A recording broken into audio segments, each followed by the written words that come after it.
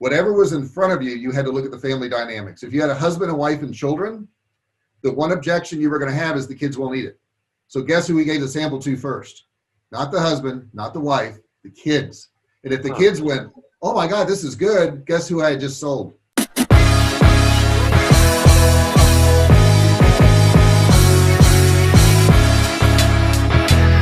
But what happened with that was, since I was selling that, I started a website to the side, which I'd never done that before, and I called it Survival Cave.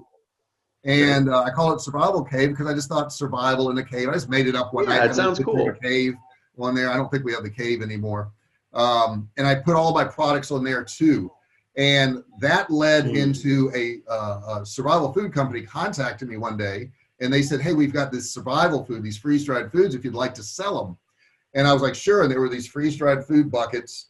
And I would sell one on eBay. And back then they weren't so picky about how quick you shipped.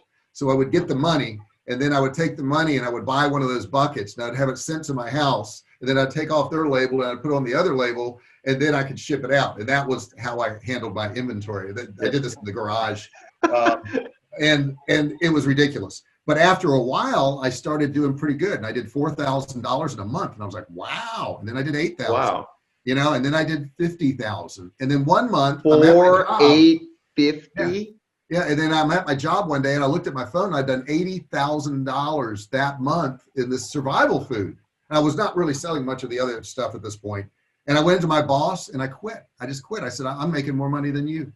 And I got a little tiny warehouse, and I sat down, and I had all these orders, and all of a sudden, they weren't shipping the orders.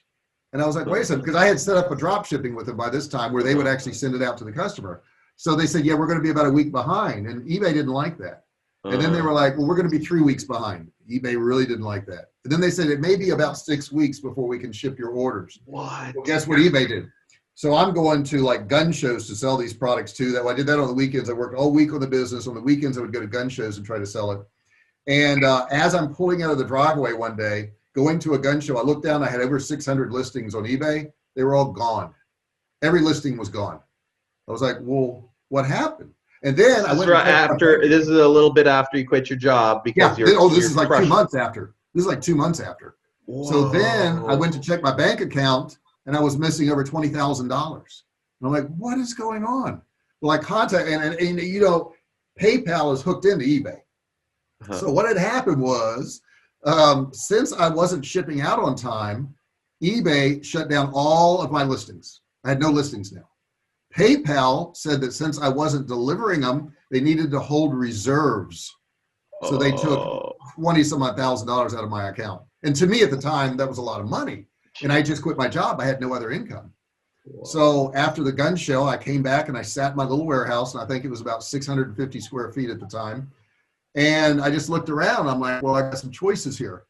I can either go back to the job, you know, or I can try to figure this out. And my idea of figuring it out was, what if I had my own survival food? What if I didn't have to depend on another company? So we came up with recipes. I found a company to manufacture. We started selling freeze-dried foods. And after a few months of that, I did pretty well after a while. And I called website after website to get them to sell my foods because nobody was coming to my website. And I didn't get that at all. And by the way, the name of the site, I had one site called Survival Cave. So guess what I called the new site? Survival Cave Food. Yeah. So that's where that came from, because I didn't know how to come up with anything. I didn't know anything about SEO or any of that. And folks, that's his main website now, and that's your thing. That's what I know you as, Mr. Survival Cave. Yeah. So that went on pretty well, and then people started saying, well, we don't have any protein. You have all these vegetarian meals, and we want protein. And I looked into freeze-dried meat, and it was terrible. I mean, really bad. It was like crumbles of stuff. You'd end up with a bowl full of mush. And I figured out a process to can meat that would last a long, long time.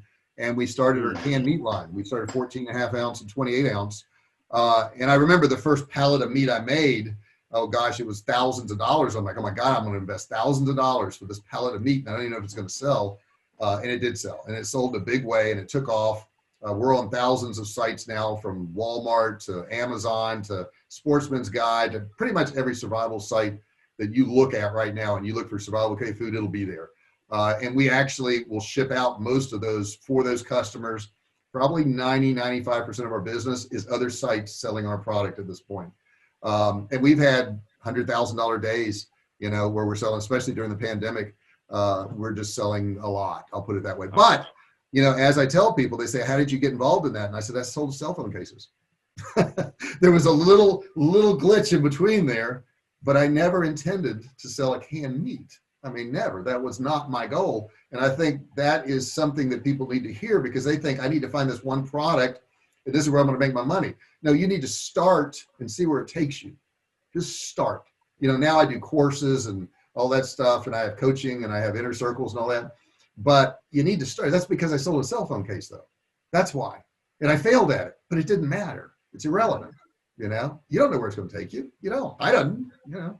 Dude, that is, first off, I mean, guys, type in round of applause in the in the comments area. If that, I mean, first off, that's an amazing story, JR. And thank you for sharing that with us. I mean, that's the fact that you didn't even know where the reply button was on an email is just so ridiculous. But I think, I mean, it's an amazing journey, and there's And I mean, you persevered through a lot of challenges to get there, both, you know, relationships and also, you know, like PayPal account and, you know, eBay shutdown and all the horrible, you know, a lot of horrible things that would make a lot of people tuck and run, tuck tail.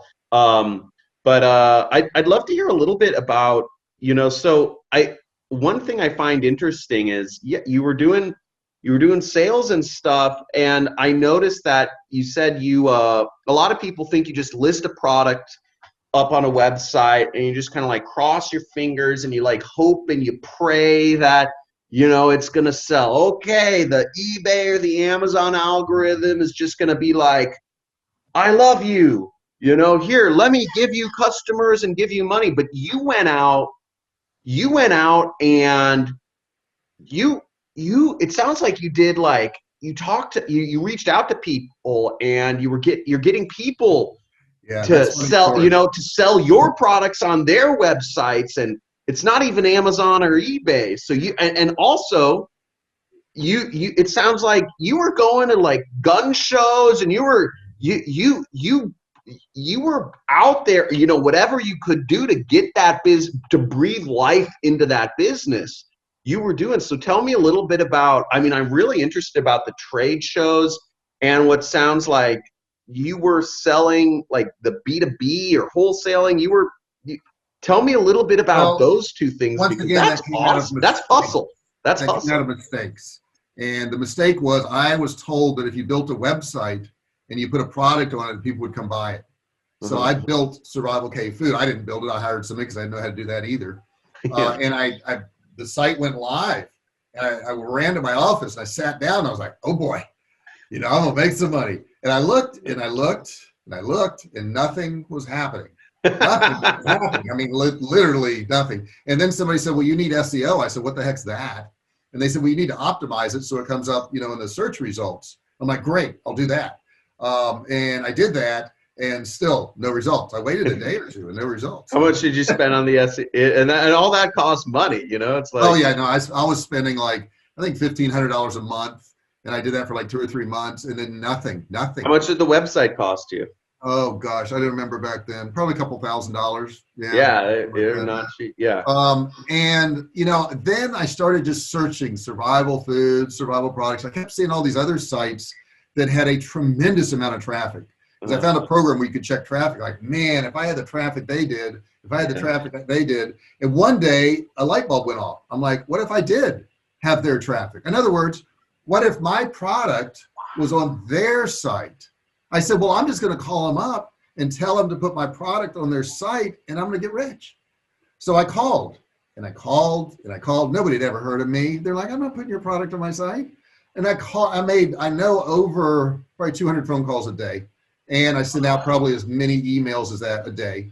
And then I finally found one guy in New York who was going to make a website. and he was considering putting my food in his site.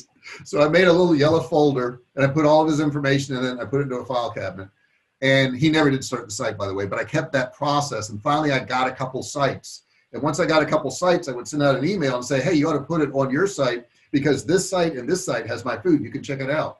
And then I would send out that email again once I got a few more, and I'm like, hey, this site, this site, this site, this site has my food. You ought to check it out. And I started building this book of business, but I still had that front folder of the guy who never did build his website. Whoa. But also, not every site that I put it on did well. You know, some sites would sell $500 a month, some would sell none, some would sell 20,000. You know, so the other thing was I tried to treat everybody equal. So if somebody was doing $500 worth of business with me a month, they didn't get treated any worse than somebody who was doing $50,000 a month. Everybody was equal to me. Everybody paid the same price. That was another key. If it was a big vendor, I didn't let them say, well, hey, we're going to pay you a whole lot less than everybody else. No, the little guys are what really built my business. The sites that were selling $1,000 to $1,500 a month, those are the sites that built my business. Now, if you Google it, Survival Cave Food, which you guys can do, you'll see thousands and thousands of sites with my products on it. But I took care of them. And then the last thing I would tell you to do, if you ever decide to do something like this, don't undercut people who've made your business for you. If you go to my site, it's the most expensive site on the internet to buy my product. I sell it there every day. But if one of these websites sends out an email and says, buy my product, and they see the name on it and they Google it, they can't go to my site and buy it cheaper. Right? So I protect them with MAP pricing. Okay. And in that way, I kept all those vendors. And I had Costco approach me about selling to them and selling a whole lot cheaper. And then I thought, you know what? No, because these little guys are what made my business, and they wanted, you know, special pricing and special packaging. And then if they had to move it from one store to the other, you had to pay transportation. And then if it didn't sell, you were going to pay floor space. And I was like, no, right now, these guys are doing fine for me, and I'm just going to keep them and keep moving forward. And that's really worked out well for me. Stay loyal to people. You know, stay loyal to somebody who helps you. That one big thing I learned out of that. Yeah. That's pretty cool. And that's what I love that, because it's like that. It's like this. I feel like very sort of common archetype of an entrepreneur's story is you come up against an obstacle that seems insurmountable. You did the website, you did the SEO, you built your own product, you set up the merchant processing and all this other fun stuff that goes on in the background, and it's like nothing's selling, and you've done everything and you don't know what to do, and then it's like, hey, like, I'm just gonna ask these guys. Right. But 200 calls a day, I mean, you really worked it. It's not like you messaged 5 people and you're like, hey, well, in all fairness, they would hang up pretty fast. So you could get a lot of calls in. But that's perseverance, that's resilience. Now, what about the trade show? I mean, so it sounds like the partners have been an explosive force for your business. I love that. But what about the trade the gun shows, and why were you doing those? I mean, well, you know, it's funny. I could take a bunch of my product to these gun shows, and we could do $2,000 to $10,000 a day in sales at these gun shows. What? Well, I'll go to Fresno. I'll go to Fresno the more. So I had an older Jeep, and I would rent a U-Haul. Okay. And I would put it in the back of the U-Haul, and I would drive around to, you know, these camping shows, gun shows. Gun show people were really great for us.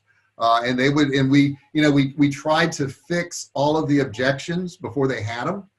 And some of the objections, what were the, I knew the objections. The objections was, it's not going to taste good. It's too heavy. I'll come back and get it later. All these different objections. Okay. So when somebody would approach our booth, we had crock pots set up, and everything was heated.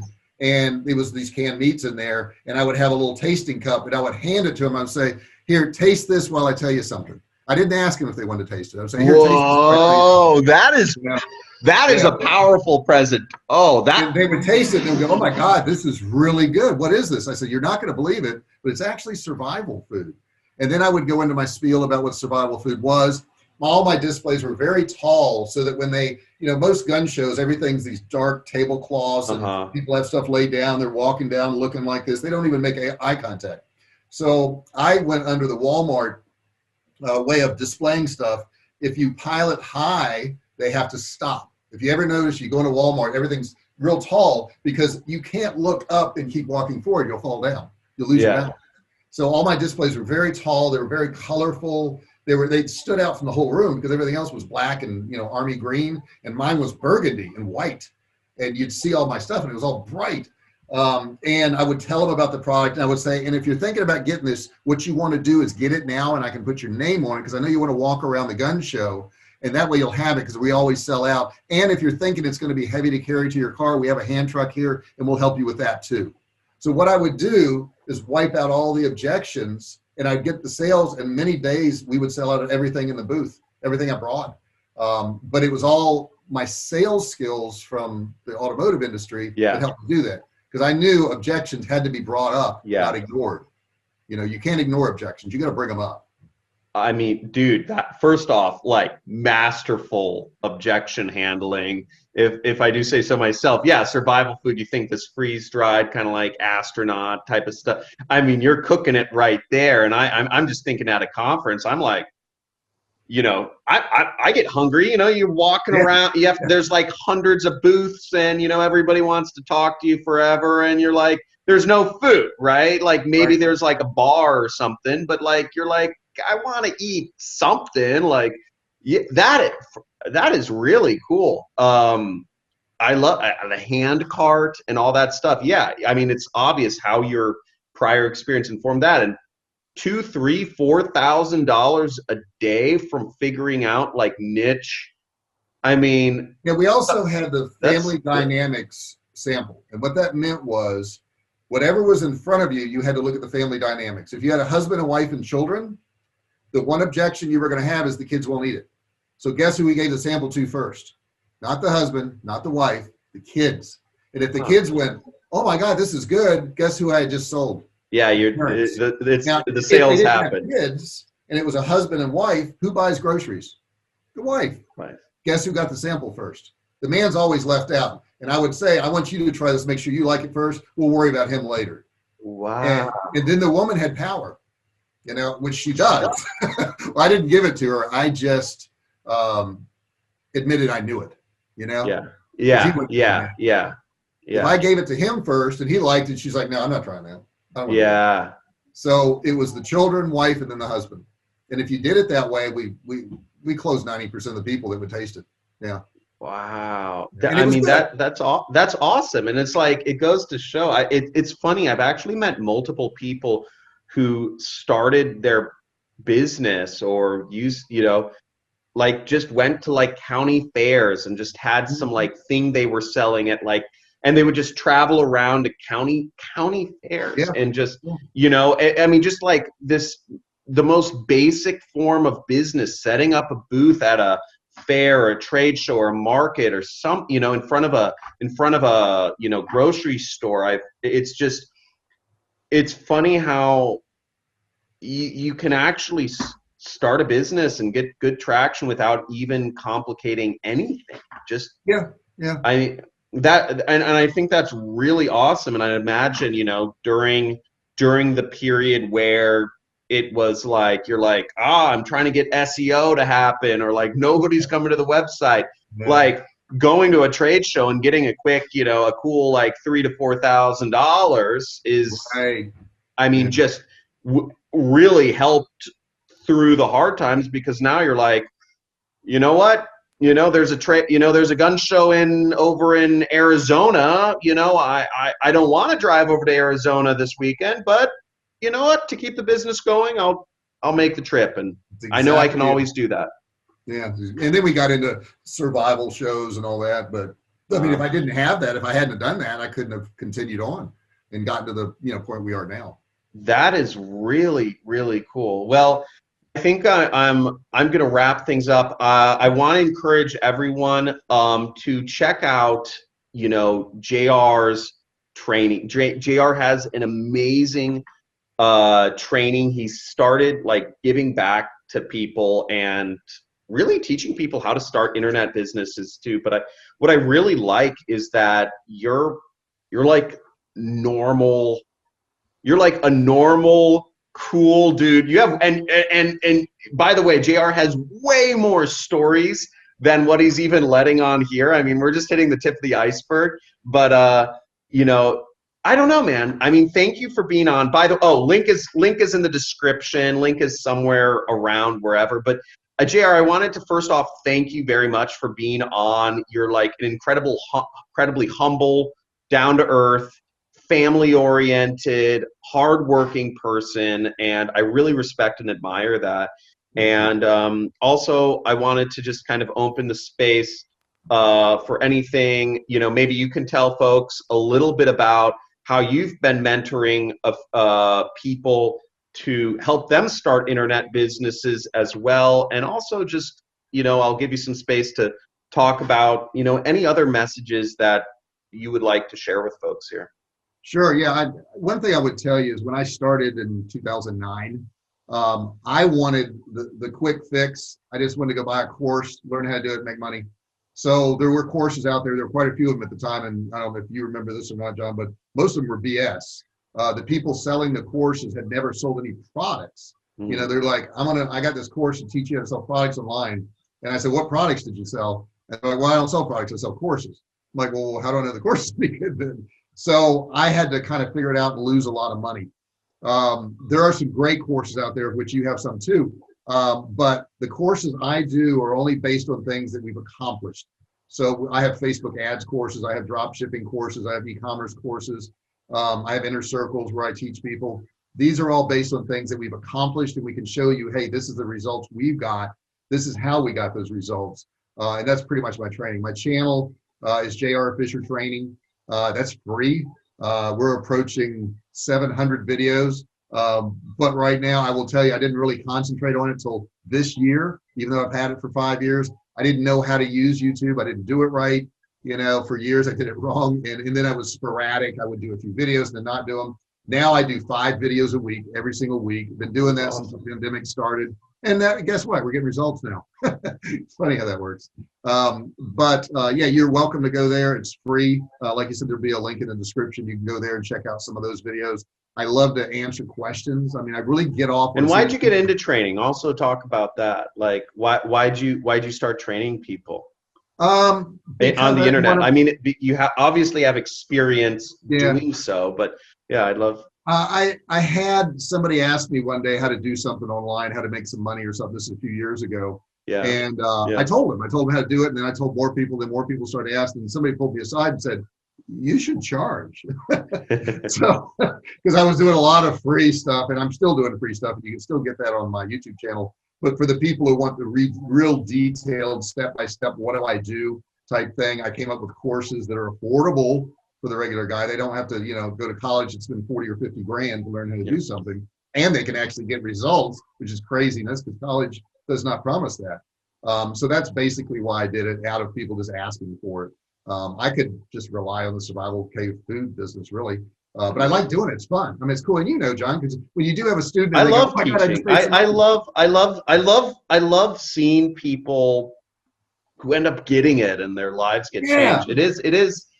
I mean, you're like, being a teacher is, I feel, one of the most powerful ways to impact the world, actually. It's really fun. Yeah, you make a positive impact, and you know, you let somebody else quit their job. That's amazing, to give them that freedom, because most people, you know, and people listening maybe fall in that category, they think they're going to get an education and go get a job and work for somebody and then retire on half of what they were making and die. And that's it. That's the whole plan, just to die. What if you could do what you wanted in between time? What if, you know, think about that. What if you could live where you want and drive what you want and wear what you want and eat what you want? How would that look? Yeah. How happy would you be? You know, I mean, we're both pretty happy guys because we're doing what we want, you know? Cool. Well, thank you once again, JR Fisher, for being on, folks. I'll include all the links below to connect with him. This has been an awesome session, bro. I love this. I mean, man, you, like, how you got to where you are today is an awesome journey, and it's a unique one, and I love it. So thanks again, man. Have a good one. Thank you, John. See you later. See you. Bye. I've been with John's program for a few years now. I remember when I first started out, making my first like $100 was a big deal. But you know, I've stuck with John's program, and you know, changed my life completely. able to, you know, afford a mortgage, and just live the lifestyle that I want right here in Vegas. Oh, John, absolutely one of the best teachers there are. Hi there, my name is Phil Carrick from Northern Ireland, and I just want to give a big shout out to John Crestani. What John does is he walks you through a step-by-step process, really from A to Z.